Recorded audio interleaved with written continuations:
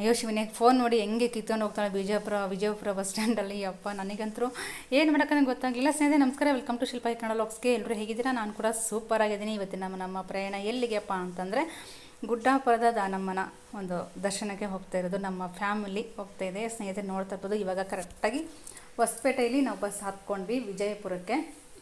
Direct bus ಗುಡ್ಡಾಪುರಕ್ಕೆ ಇಲ್ಲ, ಇದೆ ಅಂತೆ, ಬಟ್ ಟೈಮಿಂಗ್ ಗೊತ್ತಿಲ್ಲ. ಅದಕ್ಕೋಸ್ಕರ ನಾನಿಲ್ಲಿ ನಾವೇನು ಮಾಡಿದ್ವಪ್ಪ ಅಂತಂದರೆ ಹೊಸಪೇಟೆಯಲ್ಲಿ ವಿಜಯಪುರಕ್ಕೆ ನಾವು ಬಸ್ಸನ್ನು ಸಿಕ್ತು. ಬಸ್ ಹತ್ಕೊಂಡು ಕೂತ್ಕೊಂಡ್ವಿ ಸ್ನೇಹಿತರೆ. ಹೋಗ್ತಾ ದಾರಿಲಿ ಸ್ವಲ್ಪ ಮಾತಾಡಿಕೊಂಡು ಹಂಗೆ ಅಂತ ನೋಡ್ಕೊಂಡು ಹೋದ್ವಿ. ನಮಗೆ ಕರೆಕ್ಟಾಗಿ 2 ಗಂಟೆ ರೀಚ್ ಆಯಿತು ವಿಜಯಪುರ. 8:30 ಬಸ್ ಬಿಡ್ತು. 8:30 ಸ್ಟಾರ್ಟ್ ಆಗಿತ್ತು. ಕರೆಕ್ಟಾಗಿ ನಮಗೆ ವಿಜಯಪುರಕ್ಕೆ 2 ಗಂಟೆ, ಮಧ್ಯರಾತ್ರಿ 2 ಗಂಟೆಗೆ ಬಂದು ತಲುಪಿದ್ವಿ. ಬಸ್ ಸ್ಟ್ಯಾಂಡಲ್ಲಿ ಖಾಲಿ ಕೂತ್ಕೊಂಡಿದ್ವಿ. ಏನು ಮಾಡೋದು ಅಂತ ಸುಮ್ಮನೆ ಟೈಮ್ ಪಾಸ್ ಆಗ್ತಾಯಿಲ್ಲ. ಬೆಳಗಿನ ಜಾವ ಏನೂ ಬಸ್ ಇಲ್ಲ, ಏನಿಲ್ಲ. ನಮಗೆ ಬೆಳಗ್ಗೆ 8 ಗಂಟೆ ಬಸ್ ಇರುತ್ತಂತೆ. ಹಾಗಾಗಿ ಏನು ಮಾಡೋದಂತ ಸುಮ್ಮನೆ ಕಾಮಿಡಿಗೆ ಇರಲಿ ಅಂತಂದ್ಬಿಟ್ಟು ಸ್ವಲ್ಪ ರೀಲ್ಸ್ ಆದರೂ ಮಾಡೋಣ ಅಂತ ಅಂದ್ಕೊಂಡು ಈ ರೀತಿ ಕೂತ್ಕೊಂಡಿದ್ವಿ, ಟೈಮ್ ಪಾಸ್ ಆಗಲಿ ಅಂತ. ಫನ್ನಿಯಾಗಿ ವಿಡಿಯೋ ಮಾಡಿದ್ದು, ಯಾವುದೇ ರೀತಿ ಕಳ್ತನ ಆಗಿಲ್ಲ, ಏನಿಲ್ಲ.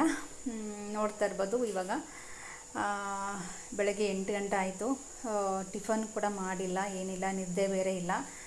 ಅಲ್ಲಲ್ಲೇ ಸ್ವಲ್ಪ ಮಲ್ಕೊಂಡಿದ್ದಾರೆ. ನೋಡ್ತಾ ಇರೋದು ಬಸ್ ಮಾತ್ರ ಖಾಲಿ ಇದೆ, ಯಾವುದೇ ರೀತಿ ರಶ್ ಅಂತೂ ಇಲ್ಲವೇ ಇಲ್ಲ. ಕರೆಕ್ಟಾಗಿ ನಮಗೆ 8:30ಗೆ ಬಂತು ಸ್ನೇಹಿತರೆ. ವಿಜಯಪುರದಲ್ಲಿ ಗುಡ್ಡಾಪುರಕ್ಕೆ ಹೋಗ್ಬೇಕಂದ್ರೆ ಬಸ್ಸು ಕರೆಕ್ಟಾಗಿ 8:30 ಬಂತು. 8:30ಯಿಂದ ಮತ್ತೆ 10 ಗಂಟೆ ಜರ್ನಿ, 8:15ಗೆ ಬಂತು. ನಮಗೆ 10 ಗಂಟೆಗೆ ನಮ್ಮ ಜರ್ನಿ ಮುಟ್ಟಿದ್ವಿ. ಅಂದರೆ 2 ತಾಸು ಜರ್ನಿ ಇದೆ. ವಿಜಯಪುರದಿಂದ ಗುಡ್ಡಾಪುರಕ್ಕೆ 2 ಅವರ್ ಜರ್ನಿ ಆಗುತ್ತೆ. ನೋಡ್ತಾ ಇರ್ಬೋದು, ಇದೆ ಮಹಾರಾಷ್ಟ್ರದ ಬಾರ್ಡ್ರು. ಯಾವ ರೀತಿ ಇದೆ ಅಂದರೆ ಕಾಮನ್ನಾಗಿ ನಮ್ಮ ಕಡೆ ಯಾವ ರೀತಿ ಇದೆ ಪ್ಲೇಸ್, ಅದೇ ರೀತಿ ಇದೆ. ಬಂದು ತಲುಪಿದ್ವಿ. ಬಸ್ ತುಂಬ ಖಾಲಿ ಇದೆ. ಹೊಸಪೇಟೆಯಿಂದ ಬಂದು ನೋಡ್ರಿ ದಾನಮ್ಮ ನೋಡಕ್ಕೆ.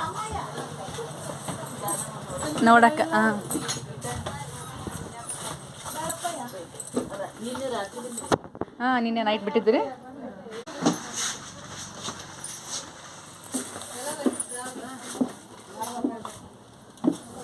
ಖಾಲಿ ಬಸ್ಸು.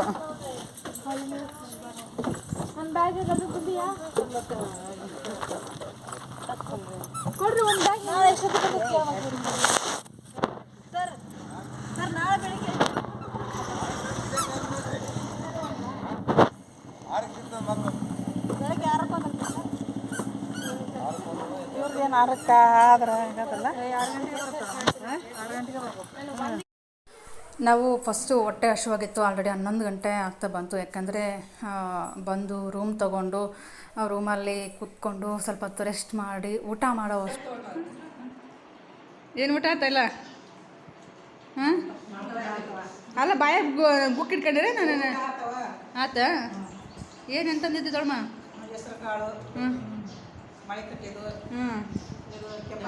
ಕೆಂಪ ಚಟ್ನಿ,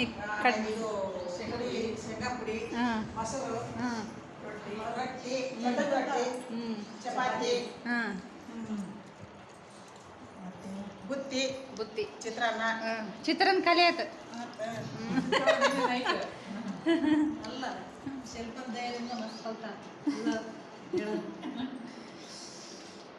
ನೋಡಿ ಇವತ್ತೆಲ್ಲ ಗುಡ್ಡಾಪುರ ದಾನಮ್ಮನಿಗೆ ಬಂದು ಇವತ್ತೆಲ್ಲ ಇಷ್ಟೆಲ್ಲ ವ್ಯವಸ್ಥೆ ಆಗೈತಿ.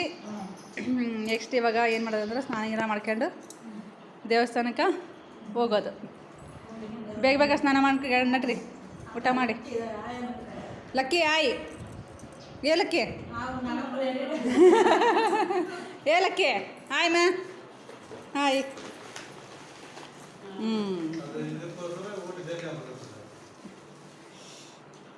ಗಡಗಡ ಮುಗಿಸ್ರಿ ಊಟ. ಮತ್ತು ರುಚಿ ಆಯ್ತು ಅಂತಂದು ಇಲ್ಲೇ ಕುತ್ಕೊಬೇಡ್ರಿ, ಊಟ ಉಣ್ಕ ಅಂತಾನ. ಮುಂದಿನ ಟೈಮ್ ಕಡಿಮೆ ಐತಿ, ನಾವು ಮುಂದಿನ ಜಾಸ್ತಿ ಅದಾವು ಪ್ಲೇಸ್ಗಳು ನೋಡೋದು.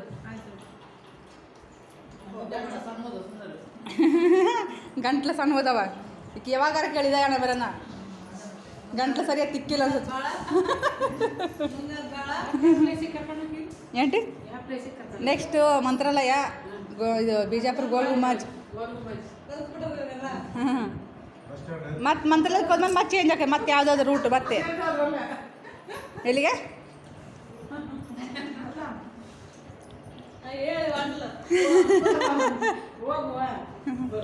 ಹೋಗುವ ಬರುವ ಹೋಗರಿಂದ ಹೋಗೋಣ ಬರೋದಿಂದ ಬರೋಣ.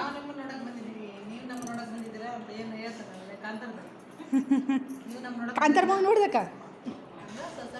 ಹೌದೇನು ಹೋಗಿಲ್ಲೇನು ಅಲ್ಲ ಹೌದು. ಲತಿಕ ಮಾತಾ ಊಟ ಮಸ್ತಾಗಿತ್ತಲ್ಲ ಊಟ. ಈ ಜನ್ಮದಲ್ಲಿ ಸಿಗಲ್ಲ ಅನ್ಸುತ್ತೆ ಮೋಸ್ಟ್ಲಿ. ಮೊಬೈಲ್ ಹಚ್ಬೇಡಮ್ಮ ಸ್ವಲ್ಪ ಹೊತ್ತು. ಲತಿಕಾ ಹೆಂಗೆ ಅನ್ಸು ಜರ್ನಿ? ಸಾಕದಲ್ಲ ಬರ್ಬೋದು ಅಷ್ಟೇ, ಸುಸ್ತಾನಾಗಲ್ಲ. ಏನಂದ್ರೆ ಬಸ್ ಟೈಮಿಂಗ್ ಸ್ವಲ್ಪ ಗೊತ್ತಾಗಿಲ್ಲ ಅಷ್ಟ. 2 ಗಂಟೆಗೆ ಬಂದೀವಿ ಆಂಟಿ ಬಿಜಾಪುರ.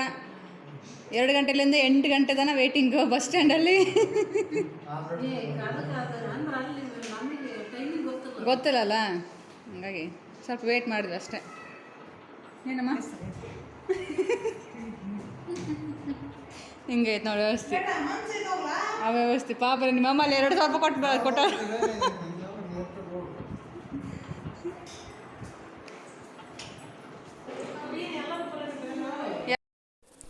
ಫ್ರೆಶ್ ಅಪ್ ಆಗಿಬಿಟ್ಟು ದೇವ್ರ ದರ್ಶನಕ್ಕೆ ಅಂತಂದ್ಬಿಟ್ಟು ಸ್ನಾನ ಎಲ್ಲ ಮಾಡಿಕೊಂಡು ಬಂದ್ವಿ.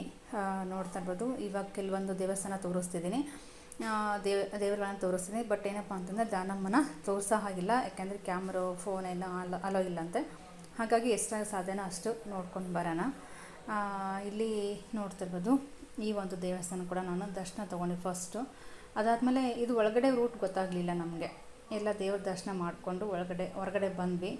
ಬಟ್ ಒಳಗಡೆ ಫೋನ್ ಅಲೋ ಇಲ್ಲದೆ ಕಾರಣಕ್ಕೆ ನಾವು ಇಲ್ಲಿ ಫೋನ್ ಮಾತ್ರ ತೆಗಿಲಿಲ್ಲ.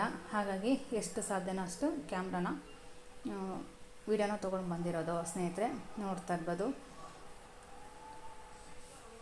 ಯಾರಿಗಾದರೂ ಏನಾದರೂ ಡೌಟ್ಸ್ ಇತ್ತು, ನೀವೇನಾದರೂ ನಮಗೆ ಹೋಗಬೇಕು ಅಂತಂದರೆ ಕಮೆಂಟ್ ಮೂಲಕ ಹಾಕ್ತೀರಿ.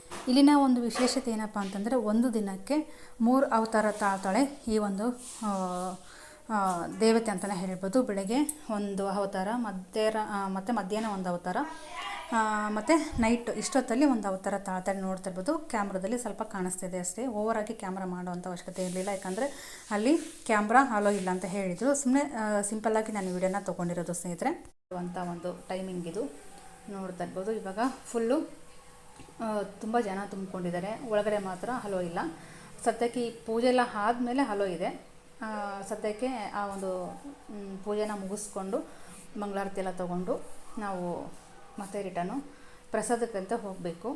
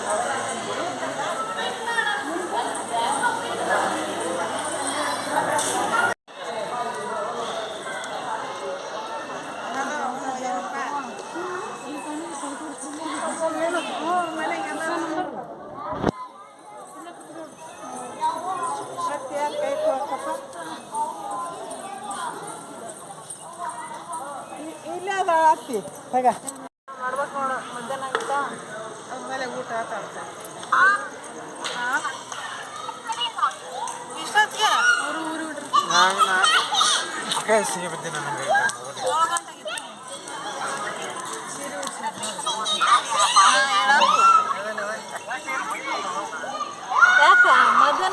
ಅಲ್ಲಿಂದ ದೇವ್ರ ದರ್ಶನ ಎಲ್ಲ ಮುಗಿಸ್ಕೊಂಡು ನೈಟು ಮತ್ತೆ ಪ್ರಸಾದ ತೊಗೊಳಕ್ಕಂತ ಬಂದ್ವಿ.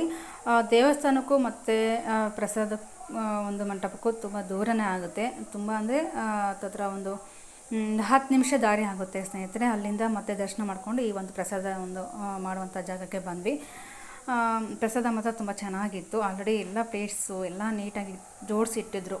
ತುಂಬ ಖುಷಿಯಾಯಿತು. ಪ್ರಸಾದ ಎಲ್ಲೂ ಈ ಥರ ಸಿಗಲ್ಲ, ಅಂದರೆ ಸಿಗುತ್ತೆ, ಫುಲ್ಲು ರಶ್ ಇರುತ್ತೆ ಅಲ್ವ ಒಂದೊಂದು ಕಡೆ. ಬಟ್ ಇಲ್ಲಿ ಆರಾಮಾಗಿತ್ತು, ಯಾಕಂದರೆ ನೈಟು ಮಾಮೂಲಿ ನಾರ್ಮಲ್ ಡೇಸಲ್ಲಿ ಹೋಗಿದ್ವಲ್ವ ನಾವು, ಹಾಗಾಗಿ ತುಂಬ ರಶ್ ಏನು ಇರಲಿಲ್ಲ. ದರ್ಶನ ಮಾತ್ರ ತುಂಬ ಚೆನ್ನಾಗಾಯಿತು, ತುಂಬ ಖುಷಿಯಾಯಿತು. ದರ್ಶನ ಮಾಡಿಕೊಂಡು ಪ್ರಸಾದ ತೊಗೊಂಡು ಮತ್ತು ಬೆಳಗ್ಗೆ ನಾವು ಕರೆಕ್ಟಾಗಿ 5:15 5:45 ಸ್ನೇಹಿತರೆ. ಮತ್ತು ನಾವು ಊರಿಗೆ ಹೊರಟ್ವಿ. ದರ್ಶನ ಎಲ್ಲ ಮುಗಿಸ್ಕೊಂಡು ತುಂಬ ಖುಷಿಯಾಯಿತು. ಹಾಗೆ ಯಾರಿಗೆಲ್ಲ ಇಷ್ಟ ಆಯಿತು ಈ ಒಂದು ವಿಡಿಯೋ,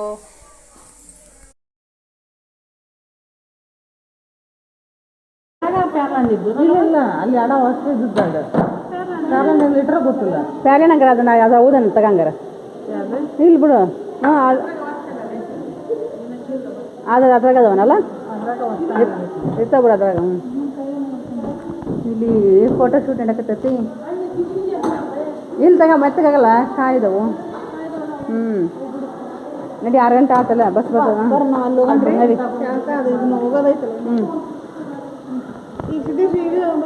ಇಲ್ಲೇ ಮತ್ತೆ ಬರ್ತಾನತ್ತ. ಹಾಂ ನೀವಿಗೆ ಗರ ಕೊಟ್ಟು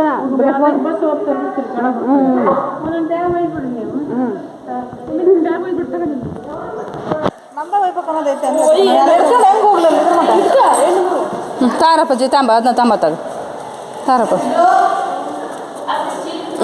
ನಡಿ ಟಾಟಾ ರತಿಕಾ ಟಾಟಾ. ಕೀ ಕೊಟ್ಬಿಟ್ಟು ಮತ್ತೆ ವಾಪಸ್ ತೊಗೊಳ್ಳೋಣ ಅಂತ ಬಂದ್ವಿ. ಕರೆಕ್ಟಾಗಿ ಈ ಒಂದು ರೂಮ್ ಬಾಡಿಗೆ ಎಷ್ಟಪ್ಪ ಅಂದರೆ 450 ರೂಪಾಯಿ, ಅಂದರೆ 1,000 ಕೊಟ್ಬಿಟ್ರೆ ಮತ್ತು ರಿಟರ್ನ್ ನಮಗೆ ಕೀ ಕೊಟ್ಟಾದಮೇಲೆ ನಮಗೆ ಮತ್ತೆ 550 ರೂಪಾಯಿ ವಾಪಸ್ ಕೊಡ್ತಾರೆ.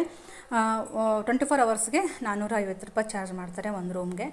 ಬಸ್ ಬಂತು, ಕರೆಕ್ಟಾಗಿ ಕ್ಯಾಚ್ ಮಾಡ್ಕೊಂಡು ಬಂದ್ವಿ. ಕರೆಕ್ಟಾಗಿ 6 ಗಂಟೆಗೆ ನಮಗೆ ಬಸ್ ಬಂತು. 6 ಗಂಟೆಯಿಂದ ನಮ್ಮ ಪ್ರಯಾಣ ಮತ್ತು ವಿಜಯಪುರ ಬಸ್ ಸ್ಟ್ಯಾಂಡ್ಗೆ ಹೋಗಬೇಕು. ಅಲ್ಲಿ ಹೋಗಿ ಏನೆಲ್ಲ ಆಗುತ್ತೆ ಅಂತ ನೆಕ್ಸ್ಟ್ ವಿಡಿಯೋದಲ್ಲಿ ತೋರಿಸ್ತೀನಿ. Thank you.